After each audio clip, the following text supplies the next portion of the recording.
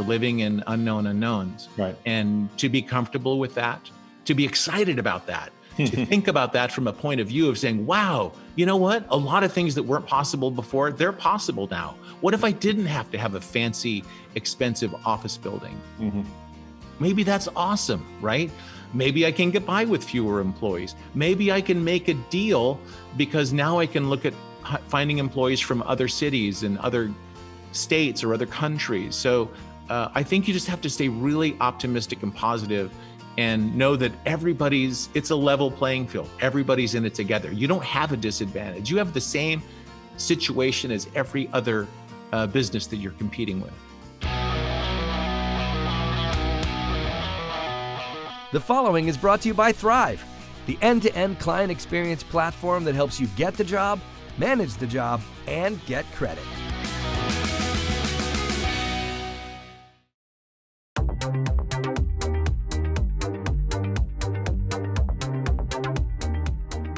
Welcome to Winning on Main Street. I'm Gordon Henry. Each week at Winning on Main Street, we speak with leading entrepreneurs. And today we're fortunate to be speaking with Gene Gates. Gene is a leading expert and advisor on communications and has his own podcast, Back to Better, which focuses on remote work. Welcome, Gene. Thank you. It's good to be here, Gordon. Good to have you. And we're going to get into the whole remote work thing. It's an interesting topic, and you're the first person I've really spoke to who's an expert on it. So I'm really eager to hear your thoughts on it. But first, I wanted to just get into a more general topic of communications, which, you know, it's an area that we all struggle with. And, you know, your resume says, I help people improve their relationships through honest, clear communications. So what's wrong with most communications today?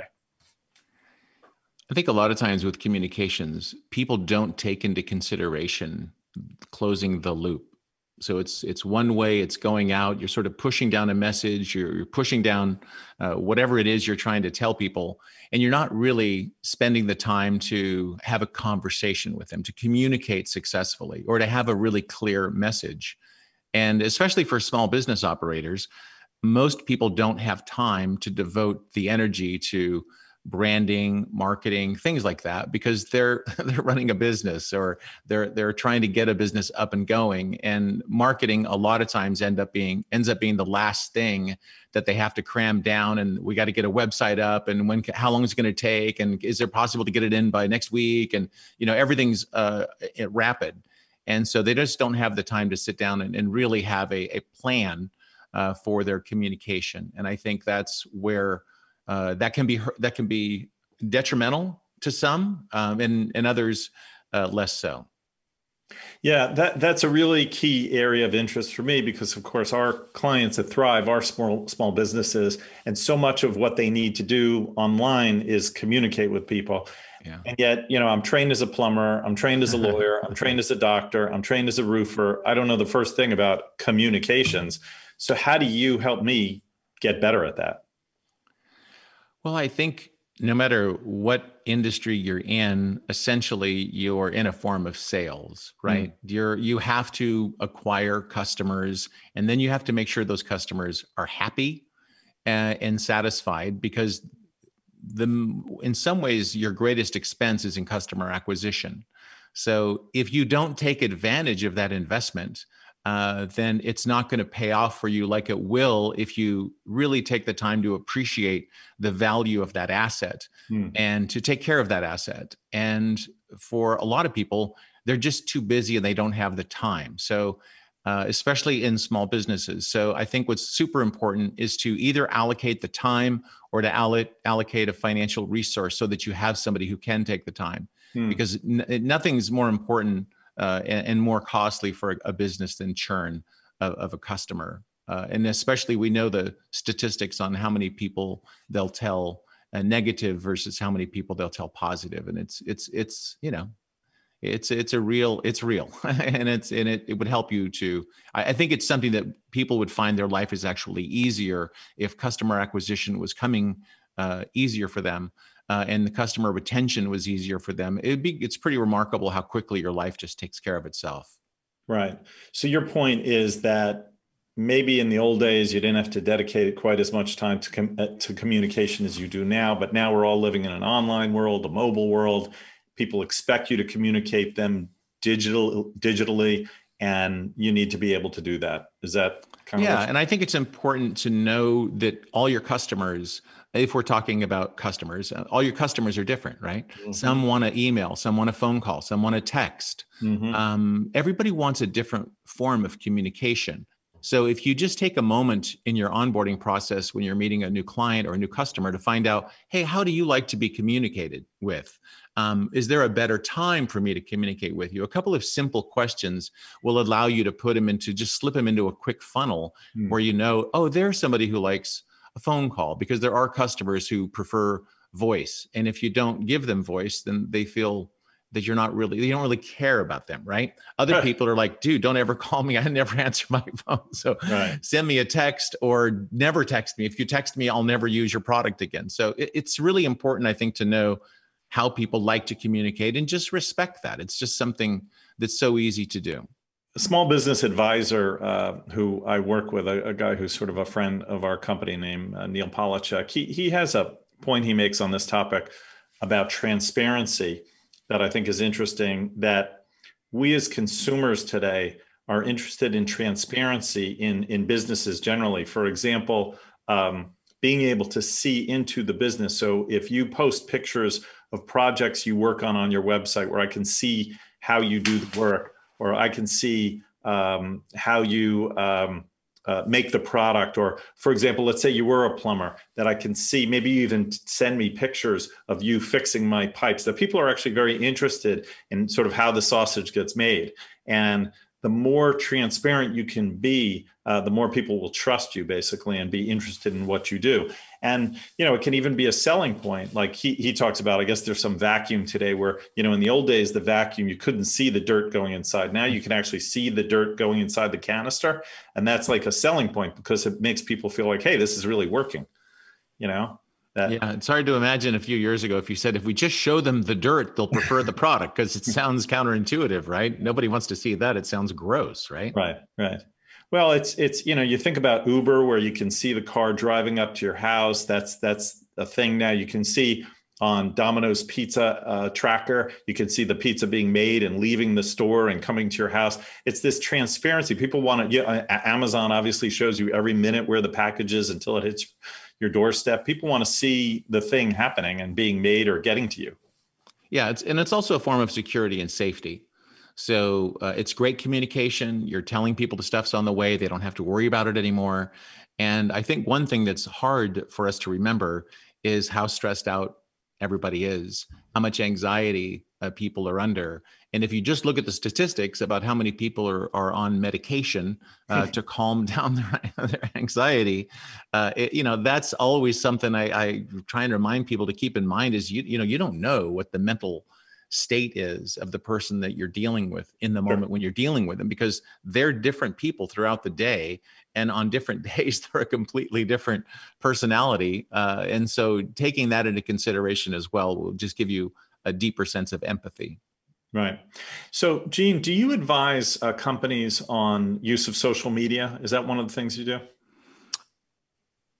I believe that most companies should use social media, and there's tremendous benefit to being on social media. But like anything, if you don't take the time to do it well, maybe it's going to hurt you more than it's going to help you. But that's happening whether you're participating or not. That's going on around you. You're getting Yelp reviews. You're getting Nextdoor reviews. You're getting the apps are talking about you. So it's your choice if you want to be a part of the conversation or if you want to avoid the conversation. But I think if you can see the value in investing a few bucks out of your revenue into that communication, I think you're going to find that you're going to be able to increase your sales. You're going to be able to increase the amount that your customer stays loyal to you. And that also puts you on a trajectory to start increasing your prices, because we're all supply and demand. If you're a plumber, you work 40 hours a week and you've got 50 hours worth a week booked, then you can all of a sudden start offering 10 more hours at maybe a time and a half of your regular rate. And then slowly that starts to replace the 40, starts to slide into that upper price point. So the only way to increase your pricing normally is to have a greater demand than there is a supply. Right. So would you recommend to most small businesses either, again, you should take the time to communicate through social media, or if you're not comfortable doing it yourself, you should find somebody who is? Absolutely. Yeah. It's just like having, it's the yellow pages of yesteryear. I mean, would you have a business without having yellow pages? Mm-hmm. Now, if you still have a yellow page ad, and there are probably still people who prefer to see that, Yep. it's the same thing. Like, why would you not? It's to some degree free advertising, but it can be costly if you make a mistake. It can be costly if you don't participate. So, yeah, there's just too much value not to take it seriously, I think. Right. Now, we have a software product called Thryv, where it's a tool that enables small businesses to communicate with their customers across the sort of client journey, from the minute you first hear from them all the way to, the estimate, the invoice, the bill, and getting paid, and then finally the review or the request for, a thank you. Well, giving them a thank you and a request for a review. Right. So there's a tool to do that, but somebody's got to create the content. If the business can't do it, we'll help them out. But one of the things that we find is that, it's really helpful to say thank you afterwards when someone does, that kind of thing. And it is really helpful, of course, to request the review, and too many businesses just don't get around to it. But the getting around to it part, if I'm a roofer, and I, maybe a job just got finished, I'm not going to start texting on a roof, right? I'm not going to start texting when I'm under the sink. So should I guess, again, I should do it myself if I can find the time, but probably the better idea is find somebody to do it for me.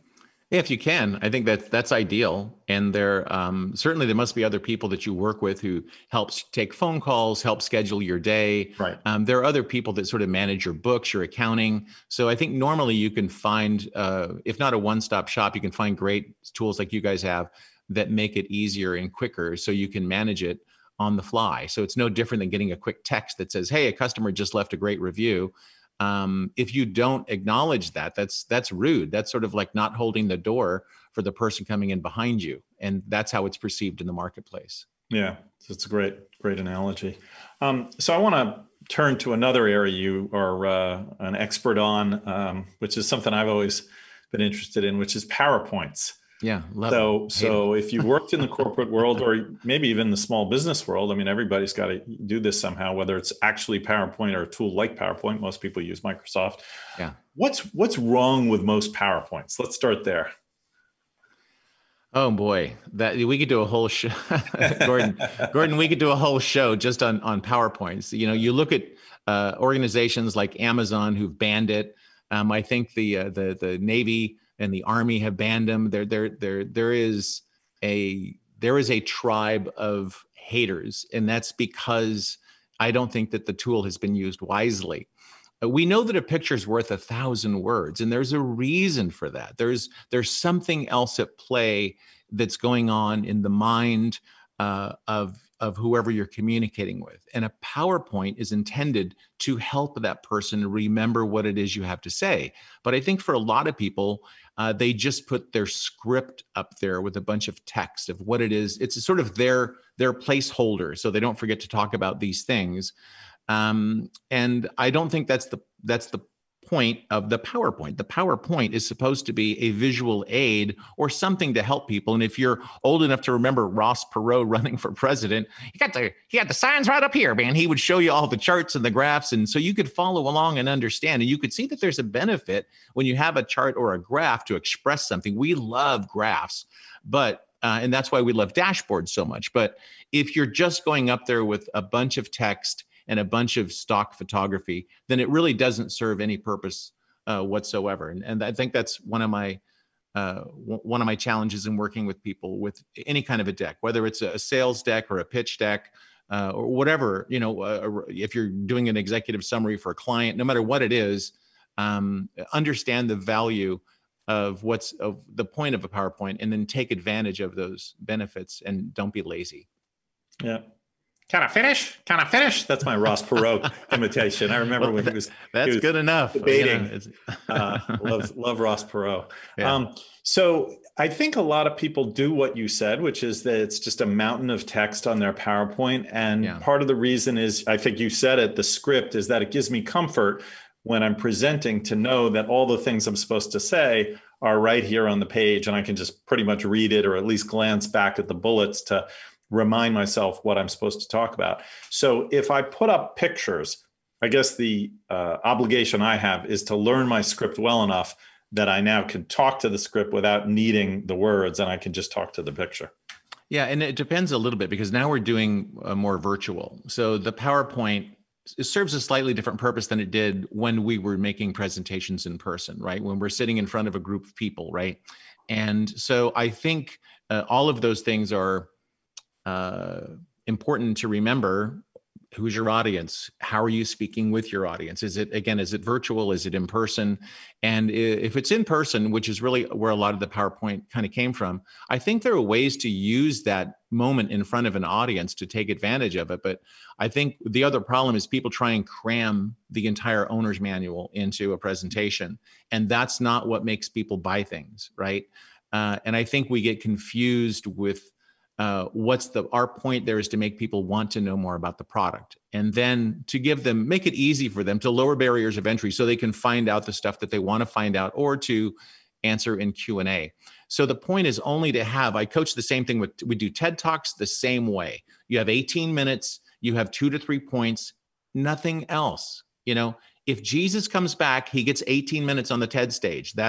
Nobody gets more than 18 minutes on the TED stage. And you can't have more than 2 to 3 ideas because the science shows us that people aren't going to remember it. So you might feel better that you went up there and spewed your company guts, but if nobody walked away remembering what you had to say or being moved by your message, then you didn't successfully communicate and you probably aren't going to get the sale.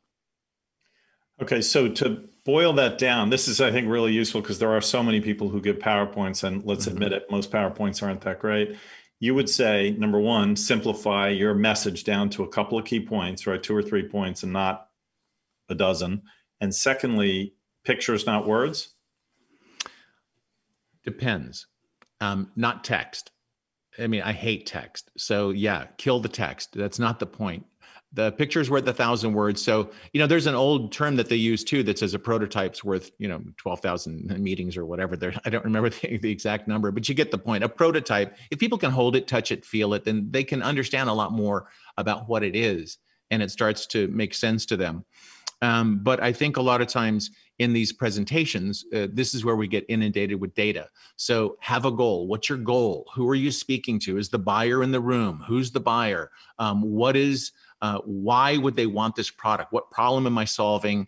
And then structure your whole presentation around addressing some of the reasons why they might not choose your product. So it should be like a speech. It's no different than, and I ask people to think about this. If you take the time to go back and watch the big speeches of our life, right? Or even before our life for a lot of people, go back and look at Martin Luther King's speech. It was less than 14 minutes and it basically changed the world.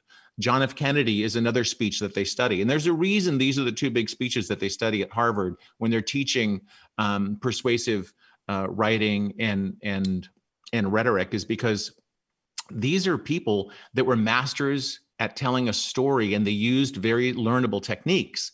And in the end, they were able to move thousands, hundreds of thousands, millions of people to action in as little as 14 minutes. So when anybody says, oh, I just can't do my sales pitch in less than, I'm going to need like a 90-minute meeting, right, or a 30-minute meeting, that's just simply not true. And that's a prejudice that you need to overcome and unlock. Why is it that you feel that way? If Martin Luther King Jr. could deliver that memorable speech in under 15 minutes, right, you have to be able to do a sales pitch that's as impactful in just as short a period of time. So get a good script, get a good structure to your story, and tell a story. Tell a story. Give people storylines so they follow you on some kind of a journey so that they understand at the end what your point is, what your message is. Right. And if you've done it well, they're going to want your product. And at the end of the day, that's what you're there for. You're not there to get a sale. I love this expression. People hate to be sold, but they love to buy things. Right. So don't sell them. Create a need to want to own this or buy this or use this, whatever this is. And then that's your job. Make them want this product, but don't sell them on it. Right. Wasn't the Gettysburg Address also like what, a couple hundred words or something like that? Yeah, exactly. Most of the big memorable speeches are very short, and there's a reason for that. It's from our attention span to what we can remember, what we can walk away with. And if they can't remember what you said, then it has no value. And that's the point of communication. It has to be a closed loop. You have to tell them something that they care enough to remember, and they can recall it 3 days later. And if you look at the statistics, something like 80% of what you told them, they're going to forget within 3 days. So it's like you never even had the meeting. And that's the hard part anymore, is getting the meeting. So respect the time of the people that are there, respect the meeting, and appreciate how difficult it was to get, and to not waste that time foolishly. Right. There's another saying, isn't it? They're not going to remember what you said. They're not going to remember how you said it. They're going to remember how you made them feel. Isn't that? Bingo. Yes, exactly. And that's all, again, part of storytelling. And that's because we don't make choices. We don't make decisions in our brain. We make them in our mind. And people, it helps if you understand there's two different things that are at play here. One is the brain and one is the mind. The mind is where we have our feeling self, our gut feeling. And you can famously present all of the reasons why somebody should buy something. And at the end, they just go, I don't know, it just doesn't feel right. I don't know. My gut says this isn't the right thing for us. And it can be infuriating because all of the data you've presented never addressed how they felt, how you made them feel, how they feel about the product. And if you can't make them feel, then you don't matter. Because if you don't make people feel something, then you don't matter to them. And that's really the point of a lot of these meetings. You have to matter to these people. Right. One question before we go to a break. You've and sort of turning the page here. You launched a podcast with Tim Sanders called Back to Better about resiliency and transformation during the pandemic. And I'm interested. It's a big topic, but what have you found through the podcast? What sort of things have you learned about how people have managed their way through this pandemic? Well, some of the companies that we interviewed, and we did a lot of research to find out, well, who's winning? Like, whose sales are up? You know, if you sell a SaaS or some kind of a product that you always knew you had to be face-to-face to close the sale, who is closing sales remotely? How are they doing it? What is their success ratio? And what can we learn from that? And I was really impressed with a couple of standout companies that actually are 20, 30% over last year, month to month, year to year sales, simply because they didn't sit around whining, complaining, or feeling like they were spinning wheels. They really buckled down and said, okay, what's different? And how do we use that to our advantage? Or can we? Because if you start the conversation with, how might we? Your whole brain is changed towards coming to a solution. And there are companies that are approaching these changes that we've seen in 2020 without a prejudice or an opinion. They approached it with a question and a premise. How might we? And coming from that perspective allowed them to find a path that was so much more lucrative than they ever imagined that it could be. So you found quite a few companies that have benefit. Well, benefit is sort of maybe the wrong word at this time, but have found a path to success during the pandemic. And I wanted to pause for just a second there, Gordon, and double click on your on the word that you said, right? Benefit, right? Because this is not a good time, and we wouldn't wish this on anybody. Correct. However, there are benefits. There are people who are seeing benefits from this lifestyle, right? Mm-hmm. My 10th grade daughter is sitting at home going to school, and my wife is no longer commuting to an office. She's here at the house working. We have this interesting family, this village, where we have so much more time together than we ever had before. We're not driving our car. We're not burning gasoline. We're not buying clothes. I mean, our life, and there are things that are better about our life. Right. And of course, there's a ton of things that are worse about our life too. But if you think about what's worse about your life, that's not going to make you feel any better. That's not going to get you any kind of a positive outcome. But if you just concentrate on some of the positive things that can come out of this, you start to realize, there are some things that are positive. And if I just imagine that and think about that, then I'm going to start to show some benefit from that. So, and these are the companies that I think are thriving right now, because they took that approach. Right. Silver linings. Yeah. Well, this is great. We're going to continue this discussion on pandemic, but we're going to turn to this remote work thing. And we're going to do that in just a minute. We're going to hear take a short break, hear a word from our sponsor, and we'll be right back with more from Gene Gates. At America's SBDC Network, our mission is simple: to help businesses grow and succeed. Our consulting, training, and information services make it easier for businesses to reach their potential. Whether you're currently in operation or just starting out, America's SBDC Network has the right tools, resources, and expertise to help you succeed. Visit us online or contact your local office to get started on your path to success today. Okay, we're back with Gene Gates, and just want to give you a quick reminder: if you're enjoying the show, please rate, review, and share it on your favorite social media or podcast platform. We really appreciate your reviews and your 5-star ratings on our show if you can recommend it to somebody. So we're back with Gene Gates, and we're talking now about working remote and working during the pandemic. And you've focused on this issue of meetings. First, let's just talk about meetings generally, then meetings during the pandemic. I think you probably have found a lot of things you don't like about meetings. Can meetings actually hurt communications? I think meetings hurt communications more frequently than they help communications, because a lot of times a meeting is just an opportunity. It's really a monologue. It's a leader or a supervisor standing in front of a group of people, barking out a bunch of words, throwing out a bunch of information and assuming that they've communicated well. And for the people that are sitting in the room, you can see the look of, you can see the looks on their faces, right? They're checking email, they're texting, they're trying to follow up on things. I think more often than not, meetings is the very worst possible way to communicate. And there is a very radical thing that some companies have done, and they have canceled all meetings. Just took a moratorium. For 2 weeks, for 3 weeks, we are having 0 meetings. There are no more meetings. You're not allowed to have a meeting. What happens when you do that? You really start to understand, well, what do I miss? What's not getting done?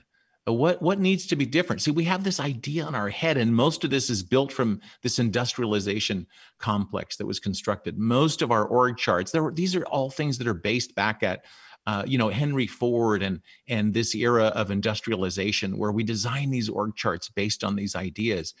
And it's a different world. It's not the same world anymore. And we're using the same org charts that we used to use, and we're using the same kind of communication that we used to use. Instead of saying, is this the best use of our time? Is there anybody here that can't get their work done because they're going to too many meetings? And if that's true, then what's the point of the meeting? If the meeting is an interruption of your ability to perform, then it's not serving a very good purpose. So by having a 2 or 3 week moratorium on meetings, it gives you an opportunity to see, what do you really need to have a meeting about? Now, that doesn't mean you're not communicating, but I think what you'll find is your communication is going to get better because it's more specific, it's more one-on-one, it's more to the point. And we've sat in these meetings where they're maybe complaining about one thing that's wrong in the company to a group of 20 people, but what they're really complaining is about one individual, one of the 20 who's doing something that they don't like. And so they have this meeting, this get together to kind of tell it how it is, and we're going to change these things. And you find out that that's just didn't help the other 19 people that are in the room. So I feel very strongly that meetings just need to be seriously re-examined. And when companies have taken the moratorium on meetings that you suggested, the 2 weeks, 3 weeks, no meeting rule, afterwards, when they're cleansed and purified, do they come back and reinstate the meetings, or what do they do? Well, they do, but it's like a lot of things in life. It creeps back up. It's like, maybe you're on an exercise program. Maybe you're going to go to the gym every day, or you're going to get up every morning and go for a 30-minute walk or whatever that is. And then over time, that sort of starts to slide a little bit, and you have to go back and you have to readdress it. And I think the same is true with meetings. If you put a moratorium, you eliminate meetings, meetings are going to creep back in again. And then every once in a while, you just have to go back in again and do a cleanse, do a 3-day cleanse or whatever, where you're just going to try and get back on track again, because it's something, like everything, everything's static. It's moving all the time. So I think you just have to adopt that sort of agile attitude that you're always going to be changing as well, and things aren't going to be static. They aren't going to be the same all the time. So now we're in a remote environment where, if you're in a typical company right now, you're working remotely. You can't see your teams. What's your view on how you manage remote teams when you can't see them? I mean, unless you do a Zoom. Well, I think that's such a great question, Gordon. And I think a lot of people wonder that, but I'd like to stress that we're not in a remote environment right now. We're in a pandemic. It's not the same thing. The world's not normal. Your employees aren't having a normal life that are working in a remote setting. Right. Your different employees have different challenges. Like I said, we have a daughter at home going to school. That's taking some time, where my wife has to be more involved in the day-to-day school than she was before. So in a regular remote world pre-pandemic, those things weren't happening. The kids weren't home. You weren't home.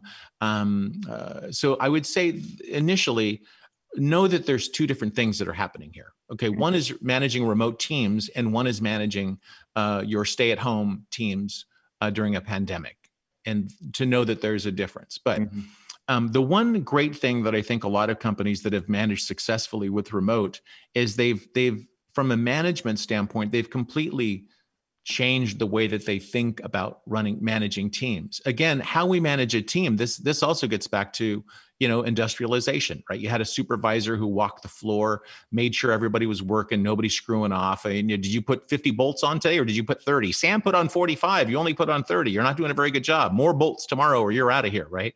So this supervisor kind of attitude is what a lot of our offices are still based on, right? You better be here by 8:30 or you're not here on time. And then some of the people, the brown nosers, get there at 8:15. They want to get there before the boss. If the boss comes in at 9, they come in at 8:50. And we know the games that go on in sort of offices, right? So we have this sort of theater of work where people are at the office and they look busy and they're all this muttering around. And there's a sense of peace or calm to a lot of supervisors that they can see the people in the office. They can see that they look like they're working. Some people keep big stacks on their desk so they look super busy, or they're always on the phone if it's a place where being on the phone is a good thing or whatever. I think that shift has to happen, and it will give you peace of mind too. If you can find the peace of mind to realize that you need to shift to an output-based leader, then it also changes your perspective. So what you want to know is, what is the output of my team member? How do I measure their output? Because you started a company and then you needed help. So you hired somebody to help you and they had a specific role. And then you got to a point where you added another person and you needed help maybe in sales or whatever your organization is. Maybe you need a coder or whatever. So you bring in one other person to help you. So if you can strip back and go back to this time when you were adding a person because you needed a task. So you weren't really looking for a person. You were looking for somebody who could complete a task. And this task was necessary for your organization to do well and to grow. So if you can go back and remember, what is the task that this person does that makes them an important part of my team? And then you can start looking more specifically at how well are they performing this task? If you need someone to bring in 10 customers a week, let's just say, and you have an employee who's bringing in 10 customers a week, then don't get obsessed with, are they working 50 hours? When the guy who's bringing in 4 clients a week, he's working 60. Guy's working so hard. I love this guy. He's such a hard worker. But you see, he's not bringing in as many customers as maybe she is. So to try and get out of this mindset that we're in America of working 40, 50, 60, 70 hours a week, whatever it is, and look for outcomes-based management. What are they actually producing as opposed to how long are they actually working? Right. What about culture? A lot of people associate culture with being in an office, seeing each other, it's having those meetings that you don't like so much, it's going out to lunch, it's having a drink at Friday night or something like that. There's all this culture stuff. A lot harder if you're not in the same place at the same time with people. How do you create a culture with remote teams? Well, that's such a good point, Gordon. I know a lot of people think that, like, you should work here. We have a foosball table and a beer tap, and every Friday at 4 we have happy hour. So I think people begin to associate, that's culture, right? We have a beer keg every Friday, right? But that's not really what culture is, especially anymore. More and more people are being driven by mission-based management or mission-based companies. Who are you as a company? What do you stand for? Why should I work here? Well, how are you going to make the world a better place to live in? Because no matter what you do, you've got to make it better. If you're a plumber, well, then yeah, you help people when they have clogged drains, or you help them prevent drains. Like, everybody has a purpose and everybody has a reason they're doing what they're doing. That's the culture. Who are you? What do you stand for? And you're finding this more and more difficult for leaders because especially since all the stuff that's happened in 2020. COVID was enough, but before COVID, we had this trade war with China. And you had all these companies struggling, trying to get their products sold or imported or exported or whatever. Everybody was impacted by that. And then we went into COVID, and then we went into the Black Lives Matter movement, and we went into all the social unrest. And you're seeing companies like Nike coming out and supporting people like Kaepernick for taking a knee. And eventually the NFL, and that's unbelievable. The NFL actually eventually came out to support Kaepernick as well. The NASCAR organization decided to ban the Confederate flag at a NASCAR race. I mean, can you, even for a moment, imagine if 6 months ago someone said you can't bring a Confederate flag to a NASCAR race? That would be inconceivable. The Washington Redskins have finally changed their name because they realized there's an entire group of people who just found that to be vile and disgusting. Because it's a derogatory term. So the whole world is changing all around you. So as a company, I think more and more people want to know, who are you and what do you stand for? So stand for something, have a stance. It could be anything. It could be, it doesn't matter what it is. What matters is that it's authentic and it's genuine. And that's what a culture is all about. And that culture will spin over into your marketing, into your sales, into your social media. It all needs to radiate from a point of culture. Who is your culture? What words do you use? What is your attitude? Are you snarky? Are you funny? Are you serious? Are you conservative? Are you liberal? Help people understand who you are, because I think those are the drivers that are making a difference now, and clearly, I think more so into the future. And you feel you can instill that in people remotely, working remotely, despite not being able to, be in the same room at the same time. 100%. Because again, you're telling them as an organization, what does this organization stand for? What does it mean? What's its value? What's its purpose? Why do you work here?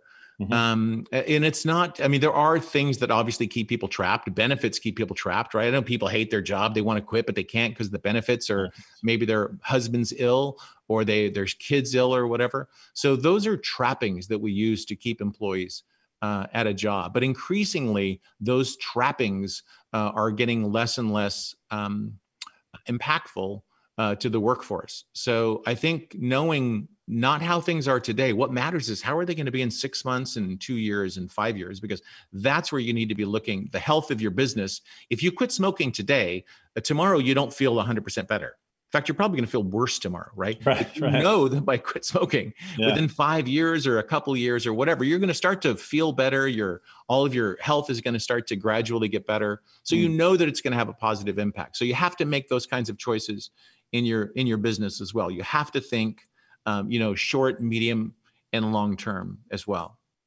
Got it. So you talked about output-based management. In terms of gauging the output of this culture and communication, at the end of the day, it's about, are people listening to you? Are they getting your message? Do they understand you? Do they like the environment? How do you know? How do you know if it's working? For your employees or your customers? Well, let's start with your employees. Well, everybody wanted to get their business going. I don't think, employing people was never really part of the dream, right? Nobody's like, I want to have 200 employees and I want to be worried about all their problems and, this person and that person and all the, everything that comes with it. So managing people is absolutely an impossible task. You know what I mean? So, I find great value in having advisory boards. And whether you're using it a customer advisory board externally or whether you're using an employee advisory board internally, I think it helps to actually listen to people and to try and find out what they're thinking and what they're feeling, and gauge it by there. But again, you have to decide if you're going to build it and they're going to come, or then they come and you figure out what you have to build to keep them happy. So that's a choice that every business leader has to make. Are you going to adapt to your team, or are you going to attract the team that fits whoever your nucleus is, right? Okay, so I guess you would say the idea of a survey, basically surveying your employees, surveying your customers on issues like, is the communication working, NPS score, that kind of thing. If it's authentic, it's very difficult to get people to tell you what they think authentically and honestly, because everybody's concerned. Nobody trusts anybody, right? Even if you get a thing where this is, no one's going to know it's you, you're like, of course they're going to know it's me. I mean, every company looks at their Glassdoor rating and they know exactly which employee that was. So I think you have to be clever, and you have to be authentic, and you have to be transparent about what it is you're trying to find out, and why are you trying to find that out? I mean, is there really a purpose? What's your goal? And then what's going to be the outcome of actually whatever this data is? Because it's just data. And so, there can't be, as with all data, there can't be noise in the data. So the most important thing is to have clean, credible data that's meaningful. So because if you're going to react to the data, if you get bad data, then whatever you do is going to be the wrong response to whatever outcome you're seeking, right? Right. Gene, we just have another minute. This has been great, but I did want to ask you before we leave, so many companies are working remote, and I think many are deciding, what do we do in the future when this is all kind of over, when there is a vaccine and we have the freedom to do what we want? Do you recommend to most, go back to the office? Do you recommend stay remote? What's your view on that? Do you think there will be a permanent move towards more work from home or work from anywhere? I think that people have to not think about this in a binary sense. There's not a D-Day. There's not going to be an armistice. There's not going to be a day when we plant a flag and say we won the war. Let's go back to normal. That's never going to happen, right? Mm-hmm. Even if we get, and of course, obviously we're going to get a vaccine, but the world's not going to go back exactly the way it was probably. We're starting to realize that some of the social distancing is actually good for things like flu. It's good for this. There are going to be other pandemics. This thing's going to mutate. So I think that people should stop thinking in terms of what the new normal is going to be like. And I think you have to work, if you borrow from agile services and software, they do these sprints, and some people are having daily meetings in terms of how they're going to run their business, and they're making choices in that moment, daily, weekly, monthly.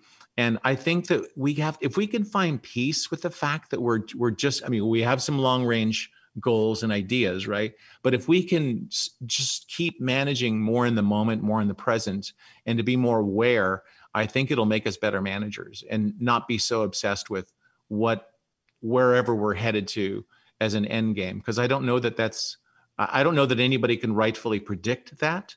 And I also think it just causes you stress, because that's not something that's knowable. If you've read Donald Rumsfeld's book, Unknown Unknowns, it's the whole thing about going into Iraq. So they went in with these ideas of how things were going to be. Right. And then when they got there, they were completely different. And the challenge was there were too many things that they couldn't have known, that they didn't know, that impacted them. And I think that's where we're living right now. We're living in unknown unknowns. Right. And to be comfortable with that, to be excited about that, to think about that from a point of view of saying, wow, you know what? A lot of things that weren't possible before, they're possible now. What if I didn't have to have a fancy, expensive office building? Mm-hmm. Maybe that's awesome, right? Maybe I can get by with fewer employees. Maybe I can make a deal because now I can look at finding employees from other cities and other states or other countries. So I think you just have to stay really optimistic and positive and know that it's a level playing field. Everybody's in it together. You don't have a disadvantage. You have the same situation as every other business that you're competing with. Right. Well, that's a good note to finish on. Thanks for your time, Gene. This has been awesome. Appreciate it. Great to talk to you, Gordon. And we've been speaking with Gene Gates, and tune in next week for a discussion with another great entrepreneur. And if you like this program, please subscribe to our podcast, tell a friend, and if you can, please leave us a 5-star review so others can find out about winning on Main Street. For now, this is Gordon Henry signing off.